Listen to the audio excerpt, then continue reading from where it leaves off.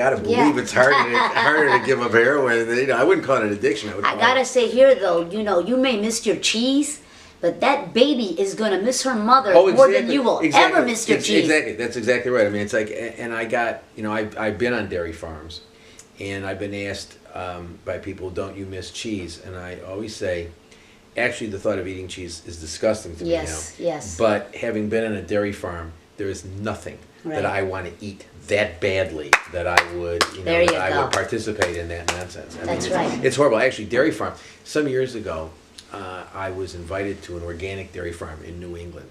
A guy heard me on the radio and he contacted me and he said, "I have a dairy farm." You know, he said, "You're wrong. You know, we can produce dairy products without the horrors that you're talking about." Right. And he invited me up, and I spent a couple of days with his family in his farm, his dairy farm in New England. I had to sign an agreement that I would never reveal the name of the farm or whatever. Yeah. And the main difference was that they allowed their cows to keep the calves for a couple of days rather than taking them away after 6 hours, which is what they do. And that's worse actually, because the separation is even more. Well, I mean, I don't know. It seems to me it's horrible no matter when you do it. They're mammals, and they're very protective of their babies, and they freak out when you take their. They cry. They bellow. They cry for days. And and it's dreadful.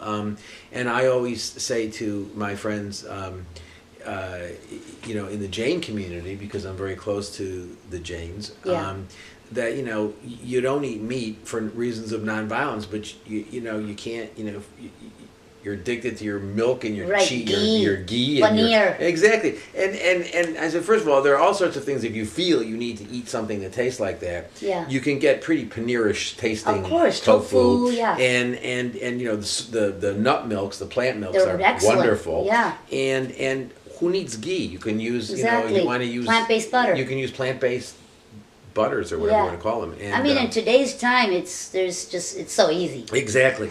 And now I have to say, since I've become vegan, I'm more concerned about my health than I was when I was much younger. And same here. And, you know, because you can get away with stuff when you're younger that you can't get away with as you get older. And so I actually eat mostly about 80% raw now. Raw. Yeah, that's what we're trying to do. My husband, we're trying to reverse his heart disease. Really? And it's, he's already off 2 of his medications. Yeah. The doctor went, he's a plant-based cardiologist. And, they say that cooking raw, no oil. Because, you know, you're actually getting the nutrition, the live, living nutrition. Right. Yeah, no, I mean, oil is... it's really not good for you. Right. It's not good for you. Certainly, ghee is dreadful. There's a Jain former monk. He's no longer a monk. His name is Chitrabhanu, and but he lives in the United States and India. He splits his time, and he's quite a prominent spiritual leader to the Jain community in the United States. And Chitrabhanu had been a vegetarian all his life. He was a Jain, and he'd been a vegetarian, and he had heart disease. And he couldn't figure out why. Well, there you go. He was eating dairy products. Well, most Indians, you know, pure vegetarians are having more heart disease, more cancer. 72 million Indians are suffering diabetes. Yeah. It's not the sugar, it's the dairy. Right, exactly. But we're going to get into that when we talk about Jainism and veganism. Right. So what is speciesism for our audience that might not know? Speciesism is, well, if we've gotten this far and they don't know what speciesism is, we probably confuse the hell out of them with the other stuff we're talking about. But speciesism is when you use species to try to justify differential treatment when species is not relevant to that treatment. So it's like racism. Right. Racism uses race to say, well, you know, we're going to treat people differently because of the race. Well, race is irrelevant. Right. We're going to use species to treat these beings differently. Well, species is not relevant. Right. Species may be relevant for certain purposes. I mean, we live with 6 rescued dogs. Yeah. I don't believe they have an interest when we sit down to watch television at night. Right. I don't consult them about what they want to watch because I don't think they have an. So in other words, I would treat them differently. I do treat them differently from the way I would treat you if you were in the house and I said, you know, Dolly, what would you like to watch? Because you have an interest, they don't have the interest. So not all differential treatment is problematic. It's when, because species may be relevant to differential treatment, but for purposes of of imposing suffering, imposing death. Right. The fact that to say it's okay to kill an animal because it's an animal, right. That is using species in a way to exclude that being from full membership in the moral community. That's true. Why do animals matter morally? Well, there's some people who think that they don't. Why do people matter morally? I mean, there are people who believe that other human beings don't have moral value, and I think that the belief in that you can't prove to somebody in some way that will satisfy everyone. You can't prove logically that people matter morally. Yeah. That's something that one either believes for whatever reason, and there are religious and non-religious reasons to believe that. Mm-hmm. And it seems to me that now there are people there are sociopathic people who don't believe that human beings have moral value. Yeah. But if you believe that humans have moral value, then the question becomes, well, why? On what basis would you say that non-humans don't have value? And the general response you get as well,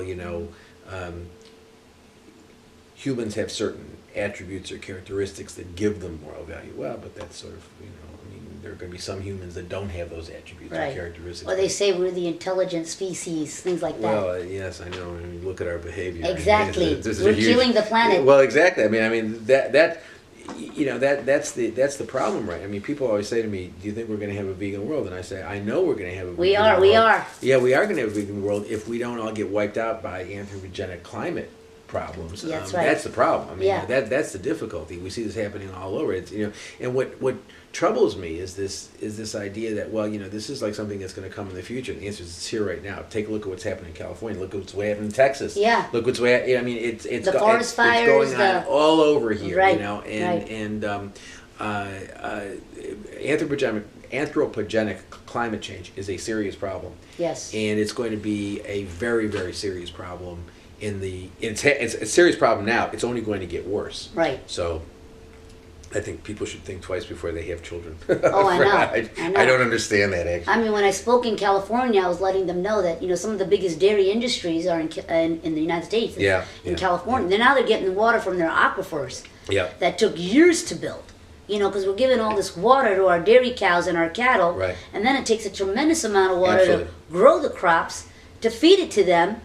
And then we're killing them. So it's not sustainable. It troubles me because I have a lot of friends in the environmental movement, and I spend a lot of time in Britain, and I have a lot of friends who are in the Green Party there, which is a much more serious party there than it is here. Yeah. And it troubles me that a lot of them aren't vegans. And the going vegan is, given that animal agriculture is the single most responsible source of greenhouse gas. Yep. Worse than all of the transportation in the world combined. All of the fossil fuels we burn for transportation. Yep. Animal agriculture is worse. Yep. If we all became vegans, something that we could do without any technological innovations, without any legislation, nothing, we could all do it. If we all did it right now, we would have a chance to save the planet. There you go. And that's the irony of it is, I am a vegan for moral reasons. Yes. But moral reasons, I don't have to, I don't believe that plants are sentient, and I don't believe I can have a moral obligation that I owe to a plant. Right. I believe I can have a moral obligation not to overeat the plants because I have an obligation to you so that you have food and things like that, but the obligation is to you, not to the plant. Right. But I do believe that we have a moral obligation, not owed to the planet per se, but owed to all of the sentient beings who inhabit the planet, to keep the planet in a reasonably decent situation. And Mother Earth, who keeps us alive. Right. Well, that's right. That's what I'm saying. That we need, that's the basic predicate for all of our existence. Yes. And the reality is animal agriculture. I mean, it's destroying water. It's destroying topsoil. It's polluting the methane in the air, methane gas, the water scarcity. Yeah, I mean, this is a serious problem. Yes. And you know, when I encounter people who say, well, you know, I'm an environmentalist and I limit my travel, or I do this or I do that. Now I say, are you a vegan? Yeah. And they say, well, you know, no, I'm not a vegan. I say, if you were a vegan, you could drive 2 Hummers, the large ones. Exactly. And still have a lower carbon footprint. Exactly. And you know, if you're a vegan, you have a lower carbon footprint than if you drove 2 Hummers. And so I'm not suggesting people should drive Hummers. What I'm suggesting is that people who take environmental, seriously, I'm puzzled by that. That's actually one of the things. You can't be an environmentalist and not be a vegan. That's what I can't.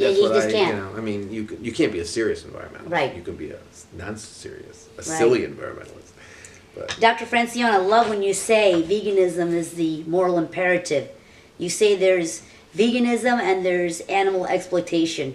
There is no third choice. Yeah, one of the things I deal with every day of my life is criticisms from people in the animal movement who say that I am too black and white. I am black and white about this issue. I'm black and white on the issue. I'm black and white on the issue of animal exploitation. The same way I'm black and white on the issue of child molestation, rape, murder. And exactly. You ought not to ever do it. Right. And so I'm black and white on the issue of animal exploitation, and a lot of animal people. Particularly involved with these large groups, they all promote, they promote compassionate exploitation and blah, blah, and so my view is that look, you got 2 choices. Yeah.